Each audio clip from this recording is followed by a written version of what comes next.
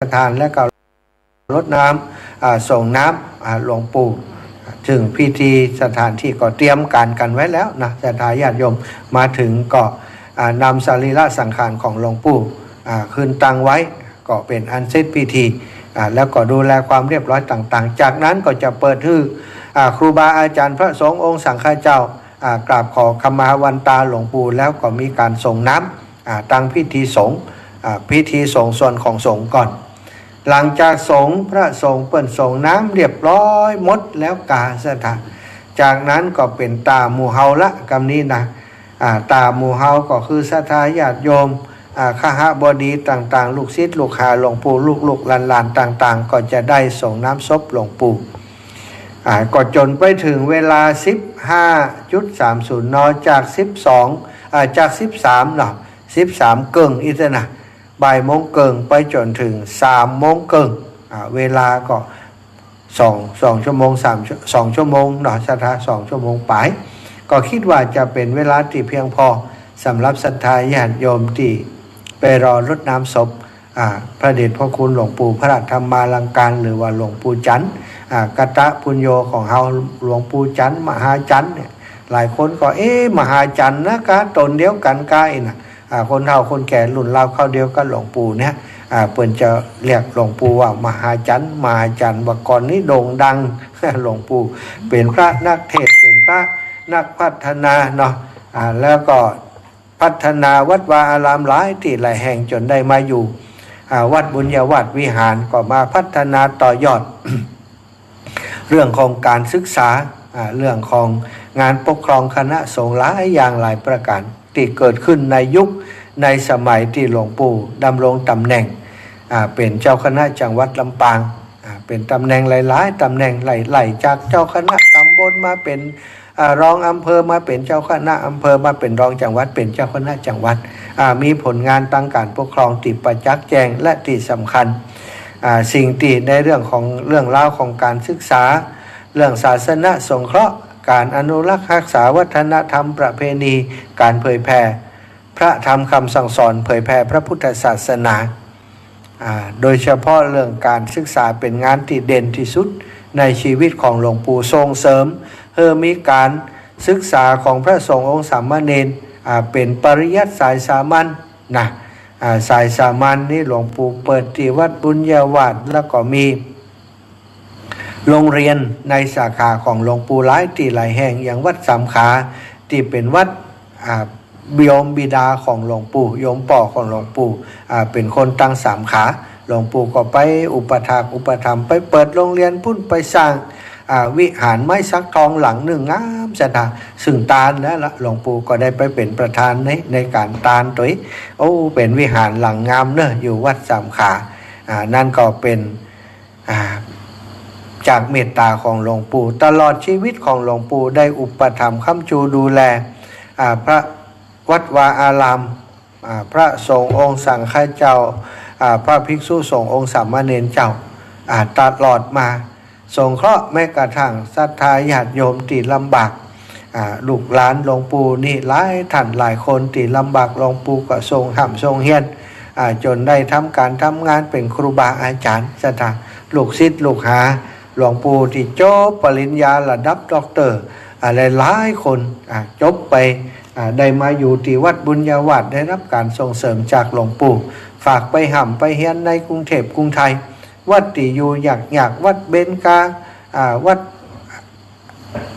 สะเกตกาวัดปากน้ำกาวัดอะไรอย่างต่างๆวัดโพเนี่ยสถานหลวงปู่สมัยเมื่อไปเฮียนอยู่ในกรุงเทพกรุงไทยก็มีเพื่อนมีฝูงมีเพื่อนสหธรรมิกสหพรหมจารีอยู่ตามวัดต่างๆนั้นต่อมาก็ได้เป็นพระมหาเถระขึ้นมาเป็นเจ้าคณะปกครองเป็นใหญ่ในวัดนั้นหลวงปู่ก็เลยได้ไปฝากฝังลูกศิษย์ลูกหาหลายรูปหลายองค์ว่าก่อนนี้การจะได้ไปเรียนกรุงเทพกรุงไทยนี่ไม่ใช่เรื่องง่ายนะท่านถ้าบ่ได้ปรริญญาธรรมแล้วก็ต้องได้อะไรอย่างสักอย่างหรือไม่ก็ต้องมีคนไปฝากไปฝังถึงจะได้ไปอยู่ในวัดวาอารามใหญ่ๆในกรุงเทพหลวงปู่นี้ได้ส่งลูกศิษย์ลูกหาติดจบการศึกษาจากมัธยมม .6 จากที่วัดบุญญาวาสวิหารโรงเรียนวิสุทธ์เนี่ย ไปเรียนในกรุงเทพรุ่นแต่ละรุ่น2-3 รูป2-3 รูปนะ4-5 รูปก็มีส่งไปในกรุงเทพส่งไปในต่างจังหวัดที่อยู่ใกล้เคียงเพื่อจะไปเรียนไปศึกษาหาความรู้เพิ่มเติมระดับปริญญาระดับอุดมศึกษาจบปริญญาตรีมาก็มีจบปริญญาโทจบปริญญาเอกมาก็หลายท่านหลายคนอยู่ในแวดวงการศึกษาอยู่คณะนี้ก็หลายรูปหลายองค์ส่วนใหญ่ก็จบไปจากวัดบุญญาวาสวิหารโดยการอุปถัมภ์ของหลวงปู่พระราชธรรมาลังการฉะนั้นหลวงปู่จึงถือว่าเป็นผู้ที่มีคุณูปการ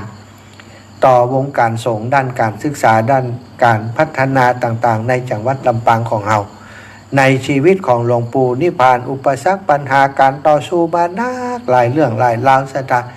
แม้กระทั่งเรื่องของการศึกษาก่อนกว่าจะตั้งมหาวิทยาลัยสงฆ์ได้นี่ก็ไม่ใช่เรื่องง่ายนะไม่ใช่ว่ามีพระสงฆ์องค์สังฆเจ้าหรือว่าศรัทธาญาติโยมหันโดยกู่คู่กู่คนนะบัจจัยอย่างอันศรัทธาบางรูปบางองค์เปิ่นก็ว่ายังถึงเวลาเตือที่จะทำแบบนี้ยังถึงเวลาที่จะมีมหาลัยของเฮาพร้อมเตือควรจะส่งเสริมด้านบาลีกาด้านอื่นๆกันพระสงฆ์ที่เฮียนตั้งโลกนี่จบมาก็ซึกไปจบมาก็ซึกไปศูนย์เปล่าลงทุนศูนย์เปล่าก็กึดอย่างนั้นก็มีแต่หลวงปู่กึดแถมอย่างว่าอยู่เป็นพระเป็นคนดีมีการศึกษาจบไปเขาก็เป็นคนดีมีการศึกษาถ้ามีการศึกษาประเทศชาติก็พัฒนาเจริญหลงหลังเป็นมองไก่ไปอย่างอันแต่หลายๆคนก็ไม่ได้มองอย่างที่หลวงปู่มองก็มีภัยพิษมีภัยทุกข์ศรัทธาเป็นความเห็นต่างอย่างใดก็ตามหลวงปู่ก็ฝ่าฟันอุปสรรคปัญหาต่างๆมาจนในที่สุดได้ก่อตั้งวิทยาลัยส่งขึ้นได้ทำหลายสิ่งหลายอย่างที่เป็นผลงานตั้งการพัฒนาหลวงปู่นั้นนะซึ่งจะมาเล่านี่ก็คงวันก็บ่หมดศรัทธาแต่ละมุมมองแต่ละเรื่องราวที่หลวงปู่ทำแต่ส่วนอาตมาภาพที่ได้สัมผัสกับหลวงปู่นั้นอายุ90 91 94 93 94 95 93 94ตอนเมื่ออาตมาได้สัมผัสกับเปิ่นนะศรัทธาญาติโยมโอ้สมองของท่านนี้ยังเฉียบแหลมเฉียบคมอยู่จำเรื่องเหตุการณ์จำเรื่องเล่าต่างๆจำสิ่งที่หลวงปู่ทำได้ทุกอย่างทุกประการแล้วก็มีการจดบันทึกทุกวันบ่จดเองก็ฮือเลขาฮือคนใกล้ชิดฮือลูกศิษย์ลูกหาจดวันนี้ไปไหนมาพ่องไปปะไผ่พ่องไปแย่อย่างพ่องวันนี้ได้ไปจ่วยไผ่พ่องได้เอาสตางค์ฮือไผ่พ่อง จดไว้นะจดไว้เป็นอย่างสถานอาตมาเนี่ยเนี่ยเลยนะจดอย่างเป็นอย่างนี้นอกจากเหตุการณ์สำคัญนอกจากมีไอ้อย่างที่เป็นเรื่องสำคัญจะจดไว้แต่หลวงปู่นี่จดทุกอย่างวันนี้สั่งงานไผ่ไว้สั่งไอ้อย่างไว้สั่งไว้วันนี้เพื่อจะถึงวันที่ต่อใดเนี่ยเป็นผู้บริหารอยู่ตลอดเวลาถ้าไผ่เข้าใจก็โอ้คนเท่าไอ้อย่างจูจีจุกจิกอีกนะแต่ถ้าไผ่ที่เข้าใจก็ว่าโอ้หลวงปู่นี่เป็นคนมีความละเอียดละออเปิ้นว่าไอ้อย่างก็จ้างถ้ากึดแล้วถ้าบ่สั่งการถ้าบ่จดบ่อย่างไว้มันก็ลืมบางทีสั่งไผ่ไว้นี่จำมาได้แต่พอไปเปิดไว้ว่าสั่งอย่างไผ่ไว้วันที่ต่อใดแล้วจะนัดหมายกันวันที่ต่อใดเปิ้นจะฮู้วันฮู้เวลาหมดจังซั่นนี่คือหลวงปู่พระราชธรรมาลังการในสายตาที่อาตมาได้สัมผัสได้ฮู้จักเปิ้นก็เป็นบุญอย่างที่อาตมาได้ว่าไปเนี่ยบุญใหญ่ของอาตมามีหลายอย่างที่ได้เกิดมาเนี่ยและโดยเฉพาะเรื่องราวของการที่ได้มาพบปะได้มาอุปถัมภ์หลวงปู่เนาะได้มาดูแลหลวงปู่ก็ถือว่าเป็นบุญอันใหญ่ของอาตมาเหมือนกันหาได้ยากศรัทธาญาติโยมการที่จะมีโอกาสได้ใกล้ชิดพระเถระผู้ใหญ่ที่มีเมตตาศรัทธาญาติโยมพระสงฆ์ในจังหวัดลำปางมีกี่รูปกี่องค์ที่มีโอกาสมาใกล้ชิดมาดูแลหลวงปู่มารับใจหลวงปู่นี้ก็มีบักกี่รูปบักกี่องค์อาตมานี้ถึงบัดได้อยู่กับเปิ้นเมินแต่ก็ภูมิใจละเวลาปี2 ปีที่มาได้รับใจหลวงปู่ก็รู้สึกว่าเป็นเกียรติเป็นวัฒนาเป็นบุญของตัวเก่าอย่างยิ่งและที่สำคัญก็คือวันนั้นเนาะไปรวมขอขมาหลวงปู่ไปดูความเรียบร้อยที่โรงพยาบาล ช่วยงานกับครูบาอาจารย์หลายรูปหลายองค์ที่ไปหั่นลูกศิษย์ลูกหาหลวงปู่ก็มีพระสงฆ์องค์สังฆเจ้าครูบาอาจารย์มาที่หลายรูปก็ในการปรงผมนั่นหลายๆคนก็พอหน้ากันพอไปพอมามาหาจัดการเนี่ยอาตมานี่ดีใจศรัทธาญาติโยมก็คือถ้าใจเนี่ยเองนี่ก็เก่งใจเนาะครูบาอาจารย์พระผู้ใหญ่เปิ่นอยู่หั่นหลายรูปแต่สุดท้ายเปิ่นมอบหมายมาว่ามหาสมชาติจัดการเนี่ยภูมิใจได้ทำหน้าที่นั้นนะศรัทธาญาติโยมเป็นการปรงผมเป็นการโกนหัวครั้งสุดท้ายของหลวงปู่ครั้งสุดท้ายแม้จะเป็นครั้งที่หลวงปู่บ่มีความรู้สึกอย่างแล้วคือหมดลมหายใจไปแล้วแต่ว่าก็ถือว่าเป็นครั้งสุดท้ายของหลวงปู่เนาะที่เปิ่นในอัตภาพนี้ที่เกิดมาแล้วเป็นปุคละเป็นบุคคลชื่อว่าจันทร์แล้วก็ราชทินนามว่าพระราชธรรมาลังการตำแหน่งสูงสุดในจังหวัดลำปางนี่เลยละนะตำแหน่งสงฆ์นี่ถือว่าหลวงปู่สูงสุดละตำแหน่งที่ปรึกษาเจ้าคณะภาค6นะจ๊ะอาตมาภาพก็ถือว่ามีบุญได้ดูแลหลวงปู่วันพรุ่งนี้แล้วเนอะศรัทธาอีป่ออีแม่ทั้งหลายญาติโยมทั้งหลายพี่น้องบ้านร้องของเฮาบ้านหนองยางก็ดีบ้านป่าแล้วบ้านไกลๆที่เฮาฮู้จักกับหลวงปู่แพะดอนตันกาบ้านกล้วยกาเนาะศรัทธาญาติโยมทั้งหลายเน้อที่ฟังรายการอยู่ทุกที่ทุกแห่งพี่น้องประตูต้นพึ่งวันฮือปะกันเนอะวันฮือนี่วันพระกะท่านดร.พอนี่กะวันพุธ13วันฮือ14วันพระ6 โมงปะกันเนอะพี่น้องประตูต้นพึ่งท่านลุงนานท่านอาจารย์ดร.จิรศักดิ์ปันลำได้นิมนต์ตะกี้เนาะว่าวันฮือเนอะท่านอาจารย์นิมนต์สัมโมทนียกถาที่วัดประตูต้นพึ่งท่านางลอยอีนะดีใจเนอะจะได้ไปพบปะอีปออีแม่ทั้งหลายจะได้ไปแอวหาไปหันแม่ลัดดาละวันนั้นไปหาแม่สมจิตก็ว่าจะสดไปหาอีแม่ถามบ้านอีแม่แล้วอยู่แหมฟังอยู่ไก่อยู่ก็บอกว่าจะไปถูกก็บ่ถูกแล้วก็พอดีเนี่ยคนที่ไปส่งเนี่ยเปิดฝั่งไปธุระก็เลยบ่ได้ไปแวะหาโยมแม่ลัดดาซึ่งช่วงนี้รักษาสุขภาพเนาะไปทำตาทำอย่างสักอย่างเนี่ยนะก็เลยบ่ได้ไปหาโยมแม่สักกรรมวันพระวันที่14นี้อาจจะได้ปะกันเนอะวันฮือนะส่วนวันพระ14วันฮือตอนเจ้านี่จะไปบิณฑบาตที่เดิมนะบ้านถกหัวจ้างบ้านหัวตรงศรัทธาทางนั้นก็ปะกันเนาะพอเวลากำเนอะ19:35 นาทีวันนี้นะศรัทธาญาติโยมขอนำกิจกรรมอันเป็นบุญเป็นกุศลเป็นโอกาสเป็นวาสนาที่ได้มีโอกาสไปหู้ไปหันการทำกิจกรรมการทำงานของข้าราชการกลุ่มหนึ่งหันแล้วประทับใจหันแล้วมีความรู้สึกที่ปราบปลื้มใจว่าเฮามีข้าราชการมีหน่วยงานอย่างอีกคอยช่วยเหลือคอยดูแลศรัทธาญาติโยมโดยเฉพาะผู้สูงอายุผู้ด้อยโอกาสผู้ป่วยอาตมาบอกเคยรู้มาก่อนว่ามีองค์กรนี้มีกลุ่มบุคคลเหล่านี้ทำหน้าที่ตรงนี้อยู่ศรัทธาญาติโยมอีป่ออีแม่เคยได้ยินอาตมาคงเคยได้ยินอาตมาเรื่องของผู้สูงอายุคนเฒ่าคนแก่ที่เวลาแก่มาแล้วเฒ่ามาแล้วเนี่ยบ่มีไผเลี้ยงบ่มีไผดูแล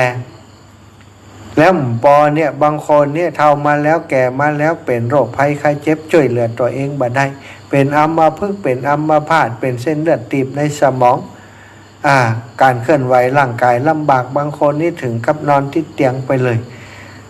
ลูกหลานจากที่ดูแลพ่อแม่ลำบากอยู่แล้วพอพ่อแม่เป็นอย่างนั้นก็ยิ่งลำบากนักเข้าไปแหมบางครั้งบางทีลูกหลานก็ทำการทำงานอยู่ต่างจังหวัดละคนเฒ่าคนแก่ป่วยไข้อยู่ที่บ้านต่างหมู่บ้านต่างชุมชนต่างผู้นำก็ดูแลแล้วว่าไปบ่รอดเลือดแหน่และใจเนี่ยอย่างใดดีเปิ่นก็เอาไปไว้ที่ สมัยก่อนเนี่ยจะได้ยินชื่อเกี่ยวกับเรื่องของศูนย์ศูนย์เลี้ยงดูอีกอะศรัทธาญาติโยมผู้สูงอายุอีกอะเนาะแม่นก็เปิดห้องว่าศูนย์อะไรยังหนอศูนย์ยังเอ๊ะเป็นประมาณศูนย์เลี้ยงดูผู้สูงอายุกะบ้านพักคนชรานะบ้านพักคนชรานะที่ดังที่สุดในประเทศไทยก็ที่บางแคเนาะบ้านพักคนชราเนี่ยก่อนในกรุงเทพกรุงไทยปอดเลี้ยงเอียงคำที่อยู่ในกรุงเทพกรุงไทยพ่อเฒ่าพ่อแก่มาลูกหลานว่าเอาไปละไว้ที่บ้านพักคนชรา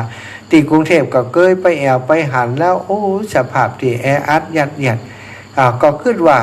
ต่างบ้านเฮาบ้านนอกเฮาจังหวัดต่างจังหวัดคงมีอย่างเปิ้นนะเพราะต่างจังหวัดอย่างน้อยวิถีชีวิตความเป็นอยู่ของคนในชุมชนชนบทบ้านนอกเฮานี้ยังอยู่กันแบบครอบครัวพ่อแม่ลูกเนี่ยยังมีคนดูแลกันอยู่แต่ว่าระยะหลังศรัทธาญาติโยมโลกมันเปลี่ยนแปลงความเจริญมันเปลี่ยนไปลูกหลานที่อยู่บ้านนอกคอกนาที่อีป่ออีแม่ก็อยู่ด้วยลูกด้วยหลานว่าก่อนนี้เขาบ่มีอาชีพอยู่กับบ้านกับจองเขาเสร็จแล้วเขาห่ำเขาเฮียนก็มีโอกาสไปทำงานในกรุงเทพกรุงไทยในโรงงานหรือว่าบางคนเนี่ยรับราชการอยู่ต่างจังหวัดอยู่ต่างที่ต่างถิ่นบ่สามารถจะเอาป่อแม่ไปอยู่ตัวได้ก็จำเป็นต้องทิ้งป่อแม่ไว้กับบ้านกับจองอยู่ที่บ้านนอกคอกนากลายเป็นอย่างอันไปนับกว่านั้นบางคนไปทำงานอยู่กรุงเทพกรุงไทยส่งลูกส่งหลานมาฮือป่อฮือแม่เลี้ยงแหมโอ้คนเฒ่ากาดตัวเก่าก็อิดแล้ว ซ้ำไปพอมาเลี้ยงลูกเลี้ยงหลานแหมลูกหลานนี่ใหญ่กับป่อกับแม่กับปู่ย่าตายายไปเป็นส่วนนักปัจจุบันพอเลี้ยงลูกเลี้ยงหลานเสร็จเรียบร้อยแล้วความที่ตัวเก่านั้นศรัทธาญาติโยมอายุนักอายุหนาขึ้นมาบางทีก็ลูกหลานตอนน้อยๆก็อยู่ถ้อยฟังกรรมที่พ่อมันใหญ่เป็นวัยรุ่นมาโอ้เก่าเล่าว่าอย่างก่อมฟังบอกว่าไปเล่นโทรศัพท์มันก็บอกว่าคนอื่นก็เล่นกันลบไปเล่นเกมคนอื่นก็เล่นกันลบมันบ่เล่นฮือเฮาหันแต่มันไปเล่นที่อื่นพ่อแม่ส่งสตังมาเอามาฮือเป็นกาอาหารลูกหลานเอาไปซื้อกินยุกกินยาเอาไปเติมเกมแห่หมดก็ทำฮือพ่อแม่ที่อยู่ที่บ้านขาดแคลนอาหารการกินขาดแคลนการดูแลบางคนเนี่ยศรัทธาญาติโยมอดมื้อกินมื้อก็มีเอาไปเอามาสุขภาพต้านทานบ่ไหวก็เป็นโรคเครียดโรคเฒ่าโรคชราโรคนั้นโรคนี้บางคนเครียดจนถึงเส้นเลือดแตกบางคนก็เป็นถึงกับเป็นอัมพฤกษ์อัมพาตติดเตียงไปเลยเพราะเป็นอย่างอันป๊อบเอาล่ะอย่างดอจะทาช่วยเหลือตัวเองได้ลูกหลานก็กะเลี้ยงอยู่บ่ใหญ่บ่โตจ้ะพ่อแม่เขาก็เอาลูกไปเลี้ยงเหียเอาไปเอามาละคนเฒ่าคนแก่ที่ช่วยเหลือตัวเองบ่ได้อยู่กับบ้านกับจองเป็นปัญหาฮือกับชุมชนหมู่บ้านต้องดูแลอบต.ก็ดีเทศบาลก็ดีผู้นำหมู่บ้านอสม.ต้องเข้าไปช่วยเหลือดูแลบางคนนี่ต่างหมู่บ้านรับผิดชอบบ่ได้ก็ติดต่อยังหน่วยงานราชการบ้านพักคนชราก็อย่างกาต่างๆที่ว่าถึงนั้นก็จำเป็นต้องแบกภาระรับภาระไปแต่บัดเดี๋ยวนี้บ้านพักคนชรานี้พอหาบ่มีแล้วนะในจังหวัดลำปางของเราแต่ก็มาคิดว่าถ้าบ่มีบ้านพักติพักพิงคนเฒ่าคนแก่เนี่ยเปิดใจยะยังได้หน่วยงานราชการมีเปิดยะอย่างตีนใดพ้องเกี่ยวกับกิจกรรมอย่างอีกก็มาคิดว่าถ้ามีนี่ใจของอาตมาภาพคิดว่าอยากจะทำเกี่ยวกับการสงเคราะห์ตรงนี้เคยได้อู่กับศรัทธาญาติโยมไปว่าอยากจะสร้างศูนย์พักพิงไหลอิงธรรมเพื่อให้คนที่เปิ่นไล่ที่พึ่งมาอยู่มาอาศัยด้วยคนที่เปิ่นป่วยเปิ่นไข้มาอาศัยด้วยกึดใหญ่ศรัทธาเป็นกำกึดที่จะต้องใช้เงินหลายล้านกว่าจะมาทำได้แต่กึดว่ากึดอย่างอีดีกว่ากึดอย่างกึดถ้าเกิดว่ามันมีคืนกึดอย่างเดียวกันมาทำงานร่วมกันมันก็จะมีโอกาสเป็นไปได้ ก็ได้ปรึกษาหารือก่อนหลายผู้หลายท่านหลายผู้หลายคนเขาว่านี้นะแต่อาจารย์มันใช่ทุนนักนะสำคัญเขาจะต้องมีติพอสมควรจะวัดทำอย่างอันอย่างอีจะต้องมีหน่วยงานรองรับหน่วยงานอย่างต่างๆสปะสเปดจากันก็เป็นกำกึดที่เคยมาเมินพอดีสถาญาติโยมวันนี้ได้มีโอกาสไปแอวยังสถานที่แห่งหนึ่งในจังหวัดลำปางของเราเนี่ยโดยการแนะนำของจิตอาสาท่านหนึ่งนะว่ามีหน่วยงานอย่างอยู่แล้วเปิ่นมีความลำบากบางสิ่งบางอย่างติปอกไผ่บ่ได้เพราะบางทีเนี่ยงบประมาณอย่างต่างๆมันก็มาจำกัดจำเคียต่างๆเนี่ยเปิ่นก็ขาดเรื่องนั้นเรื่องนี้บางครั้งบางทีก็บอกไผ่ก็บ่ได้เพราะมันเป็นหน่วยราชการถ้าไปบอกไปเหลี่ยไรก็จะผิดกฎหมายทันทีเลยก่อนเลยว่าถ้ามีโอกาสจะไปพอชกรรมได้เปิ่นเนี้ยจะได้กันเปิ่นทำกิจกรรมอย่างพ่องในสถานญาติโยมสถานที่แห่งนี้นะก็คือขอทอกรรมเนาะเปิ่นเรียกว่าศูนย์พัฒนาการจัดสวัสดิการสังคมผู้สูงอายุจังหวัดลำปางชื่อเปิ่นดีเนอะสถานศูนย์พัฒนาการจัดสวัสดิการสังคมผู้สูงอายุจังหวัดลำปางอยู่เป็นกลุ่มกิจการผู้สูงอายุของกระทรวงพัฒนาสังคมและความมั่นคงของมนุษย์นี่ศรัทธาญาติโยมซึ่งเป็นกระทรวงที่แตกย่อยมาจากกระทรวงมหาดไทยเป็นกระทรวงเฉพาะไปเลย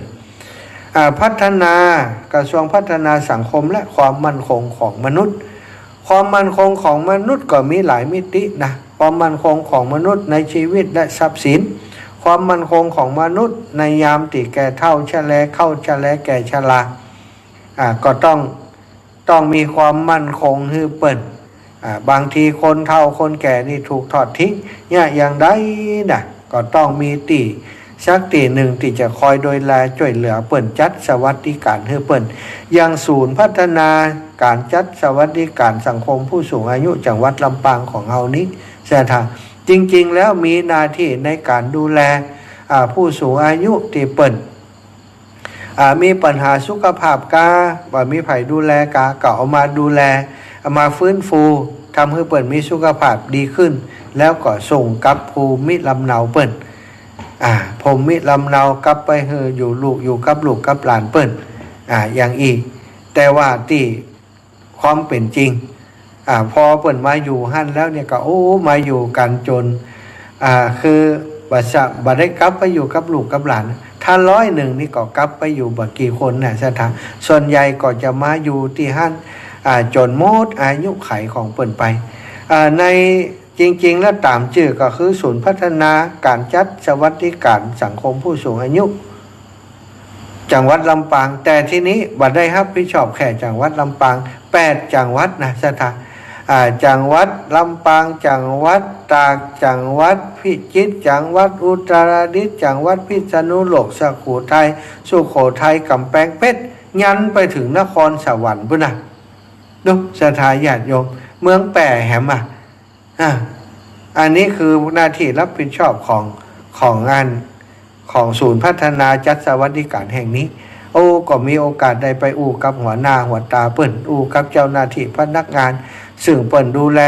มีกลุ่มผู้สูงอายุ 8-90 นะสถานบางพ่องนี้ช่วยเหลือต่อเองได้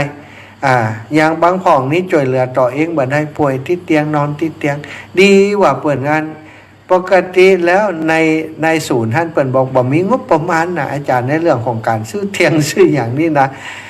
แต่ว่าได้รับความอนุเคราะห์จากทางโรงพยาบาลต่างๆโรงพยาบาลศูนย์ลำปางโรงพยาบาลใหญ่ๆในจังหวัดลำปางเปิ่นได้เวลาเปิ่นเปลี่ยนอุปกรณ์เนี่ยเปิ่นก็จะเอามอบให้ทางศูนย์ได้ใช้ประโยชน์นะก็เลยได้มีของมีอย่างเข้ามาใช้เนี่ยแล้วก็ผู้สูงอายุบางครั้งบางทีเนาะแก่มาก็เจ็บแล้วก็เสียชีวิตเนี่ยก็มีอยู่เป็นประจำที่หั่นบางครั้งบางทีศรัทธาญาติโยมในกรณีเสียชีวิตนั้นตั้งศูนย์เปิ่นก็บ่ได้มีงบประมาณในส่วนที่จะมาเป็นกะหีบศพกะโลงศพกะจัดการศพอย่างต่างๆนะศรัทธาอีปออีแม่ทั้งหลายจำเป็นก็ ก็ตีพันมาก็ตามอัตภาพที่มีเนี่ยมีก็ต้องทำตามที่บ่มีเอาไปทำพิธีตั้งศาสนาอย่างต่างๆก็เผาก็ฟังกันไปเป็นตามอัตภาพที่มีนะก็เลยมีคนใจดีที่อูถึงเนี่ยเปิ่นไปหันว่าควรจะมีการช่วยกันดูแลในส่วนนี้ในส่วนที่ตั้งศูนย์บ่มีงบประมาณในส่วนที่มันเป็นการใช้จ่ายที่มันบ่ได้มีในงานในแผนงานที่จะตอนที่เบิกจ่ายได้มีกับอาหารกับพยาบาลอย่างต่างๆเนี่ยสถานอาหารมื้อละ17 บาท คนเท่าต่อคนนะอีปอยอีแม่กินวันตะเฮือมื้อต่อใดในห้านนี่เปิ่นกินมื้อ17 บาทนะล้ำมาหัวก็อยู่ด้วยกันไป80 กว่าชีวิตไปหันแล้วมีความรู้สึกว่าโอ้คนเฒ่าที่อยู่ตามบ้านตามจองที่ลูกหลานดูแลอยู่เนี่ยที่บอกว่าบ่ม่วนนะอย่างอันอย่างอีนี่นะสถาอยากจะไปอยู่ไกลๆอยากไปจู่ตีอย่างอีนะบ่ถ้าอยากไปอีปอยอีแม่ไปอยู่อย่างอันเนี่ยโอ้มีข้อจำกัดหลายอย่างหลายประการเนาะอันนี้ก็ได้ไปหันเปิ้นแล้วก็กึดถึงเรื่องหลายๆสิ่งหลายๆอย่างจะหาความช่วยเหลือไปช่วยเปิ้นอยู่แต่เจ้านี้ทางหัวหน้าก็บอกว่าจะแปลงห้องเก็บของพอดีมีคนที่เปิ่นบริจาคมาเนาะเป็นโรงศพเนาะเป็นหีบเย็นเป็นตู้แจซึ่งบ่ก่อนบ่มีนะศรัทธาญาติโยมหีบที่มีอยู่หีบเย็นที่มีอยู่ก็เป็นหีบเย็นน้อยๆอย่างบ้านนอกเขาสมัยก่อนนะพอดีมีคนบริจาคตู้แจหีบใหญ่ไปเปิ่นก็จะใช้ส่วนนั้นในการใช้ประโยชน์ในสถานที่แห่งนั้นแต่ก็ต้องมีห้องเก็บของเก็บอุปกรณ์นี้อย่างมิดชิดนะก้อนอันมันก็เผชิญมันทำให้คนแก่ที่อยู่ตั้งในท่านหู้ซึกใจอ่อนนะจ้ะท่าก็เลยบอกว่าค่าแปลงอย่างใดก็บอกกันเนาะวันนี้ก็ไปดูสถานที่ไปดูอย่างเปิ่นก็บอกว่างบประมาณที่จะใช้นี่ก็ขอเป็นวัสดุเอาส่วนการก่อสร้างการทำต่างๆเนี่ยช่างพนักงานที่อยู่ในท่านจะช่วยกันเอาก็ดูว่างบประมาณมีต่อได้นะเปิ่นก็คำนวณข่าวๆว่าประมาณสัก 30,000 ก็เลยว่าอันก็เขียนรายละเอียดมาก็แล้วกันเนาะถ้ามีเป็นเสากี่ต้นบัดเดี๋ยวนี้พอเสาแล้วมีอยู่6 ต้นกระเบื้องกี่แผ่นเนาะแล้วก็บล็อกกี่อันต่อใดใช้ปูนใช้ทรายต่อใดถ้าได้รายละเอียดมาอาตมาก็จ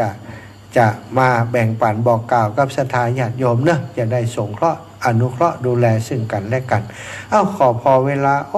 19:49 นาทีเนาะบัดตันแล้วก็ประกาศอันนั้นน้อยนึง ขออนุญาตประกาศน้อยเนาะสำหรับคนที่เปิ่นหอมเก้าอี้มานะที่ลืมประกาศเปิ่นตะวานี่เนอะแม่สมใจแม่กาบแก้วโยมแม่ชื่นกันทัตตานะแม่ศรีนวลวงชุมพูเอาตั้งแต่แม่ซิมมุนีแก้วมา1 ตัวลงทานน้ำดื่ม3 แพ็คแม่เพลินพิษทิพลึก1 ตัว200 บาทบันแปนแม่ศรีนวลวงชุมพู200 บาทป่อดาววงชุมพูอุทิศไปให้ป่อดาววงชุมพูโยมแม่ชื่นกันทัตตันพร้อมครอบครัวอุทิศไปให้คุณโยมอรุณพงษ์พันทรัพย์1 ตัว200 บาทลูกสาวมันลิกาเทพปินอยู่ประเทศเกาหลีได้ร่วมบุญมา999อุทิศไปให้ป่อศรีนวลหรือว่าป่อศรีบานหรือว่าป่อส่งปิงแก้วซึ่งเสียชีวิตไป9 ปีแล้วนะ999ก็ 1,000 บาทก็ได้5 ตัวเนาะ 1,000 บาทได้5 ตัวแม่กาบแก้วศรีอินแก้วบริจาคมา200 บาทอุทิศไปให้ป่อหลวงจันทร์แม่หลวงฟ้องศรีอินแก้ว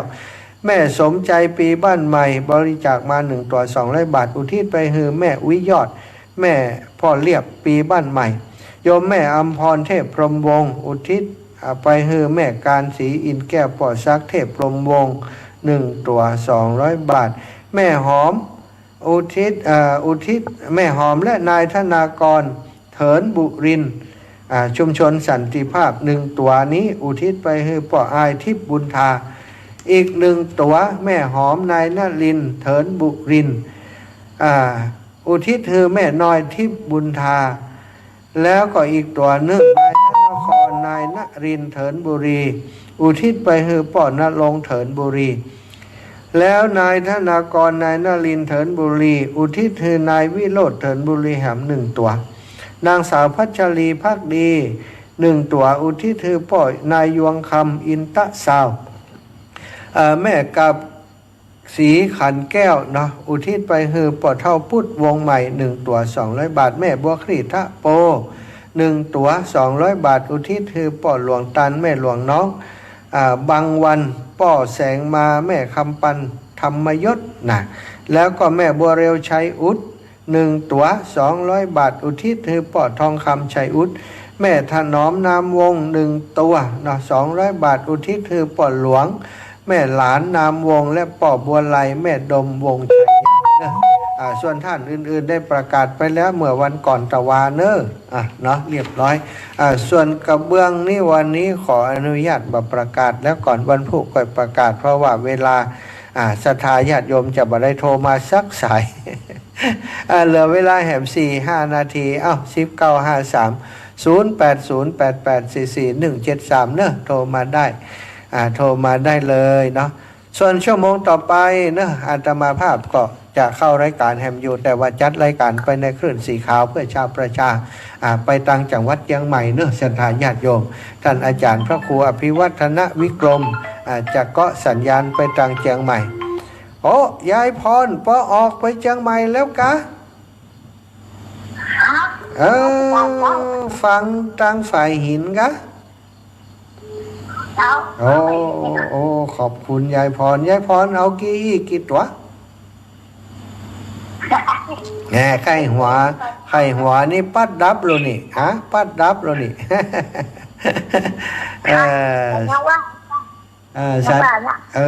ยังว่านะก็ยังว่านะสุขดีสบายดีอนุโมทนาด้วยเปิ้นเนอะสาธุเอ้าศรัทธาญาติโยมแม่ยายพรเอาแม่นวลเทพเสด็จเนอะอีแม่เจริญปอนไปการอยู่กันนี่ออกรายการออกรายการโยอีแม่มได้ฟังกะก็แม่เปิดพอแล้วก็แม่ไหลจับใส่พอดีดูนั่นจับพอดีก็เดี๋ยวก็ชั่วโมงต่อไปก็จัดต่ออยู่น่ะก็นึกว่าตอนแรกนี่มันคิดเจ้า7 โมงเนาะเจ้าอันนี้อาจารย์เปิ่นก็สัญญาณพิเศษไปมันได้ไหมเจ้าลูกจะมาโดยน้ำเที่ยวไปวันที่15ไปทั้งแพร่ก็ไปทั้งวังเหนือแพร่แม่แล้วว่ามากายที่บ่ได้กายไปกายอย่างพูนจะยังแม่จะลวกเอาฝากกาแฟน้ำผึ้งอย่างคือไปอย่างต่อแล้วไปบ่ได้แวะตั้งนั่นเด้อแม่เด้อไปตั้งอันวังเหนือเพิ่นเด้อไปตั้งวังเหนือเนาะเจ้าสัตว์ทุนะแม่นะฝนตกกลางวันเจ้าตกอยู่แม่ตกอยู่จ้าตกฝนเนี่ยลำบากปั่นคนอื่นคนน้อยก่อนเจ้าเจริญปอนแม่จบไปแล้วนะโอ้แม่บุญยงคำเป๊กเขื่อมตันชักกรรมโทรมาแหมใหม่เอาปั่นกันคนน้อยไปอูยาวเนอะเจริญปอนโยมแม่ย่าใจวันนั้นได้แล้วเนอะท่านผอส่งรายการมาเรียบร้อยแล้วเนอะแม่เนอะเดี๋ยวก็จะลงรายละเอียดให้โยมแม่เป็นมาเอาของเตียนไปเลี้ยงสูงนะเจ้าเดี๋ยวช่วยกันออกพื้นที่เนาะช่วยกันดูแลดีใจตาอันเป็นมากับเอาข้าวสารเอาของกินยังไปเนี่ยเจ้าดีแล้วกับเลี้ยงไปเที่ยวพระอาจารย์ด้วยเจ้าได้รับแล้วเนอะแม่เนอะเจ้าก็เก้าอี้ก็ว่ากันไม่รู้เนาะเจ้ายังเห็นหลายวันอยู่เก้าอี้ใจเย็นสาธุนะแม่เนอะเจ้าสาธุลำปางแทรกมาได้2 สายแล้วแม่อ้อยขายขนมแม่อ้อยขนมหวานเจริญปอนแม่บริษัทเจ้าแม่อันที่เป็นอันนี้น้ำซุปนี่มันจะมีทุกวันก็ว่าไปเลยรดน้ำซุปก็มีวันเดียวอากาศวันอื่นก็สวดอภิธรรมอากาศรดน้ำซุปก็วันเดียวรดน้ำหลวงอาบศพแล้วคนอื่นได้หรอจบข่าวเจ้าสาธุนะแม่นะมันผูกป้ากัน อันตีไล่ที่แม่ส่งไปเมื่อแล้วที่ลูกอันหลวงปู่นั้นยังอยู่บ่ โอ้โหบ่ทำได้พอเจ้าว่ามันนักแม่แต่อีกก่อนนะจะเลินปอนจะเลินปอนแม่ยงคำเป๊กเครือเจ้าท่านมหาจะเป็นเจ้าภาพอันดอกปูตีวัดปูนิวาสบันไดเจ้าของเฮาวันที่16อีแม่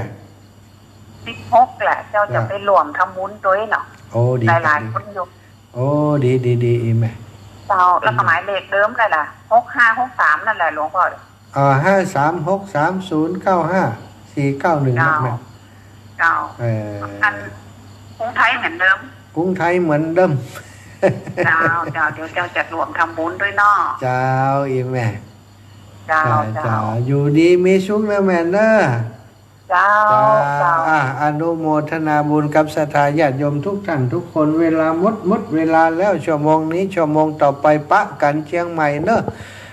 ไปลำปางก็ไปฟังติคลื่นดารุณีก็ได้ยินเสียงกันอยู่เนอะปะกันเชียงใหม่จะไปเชียงใหม่แล้ว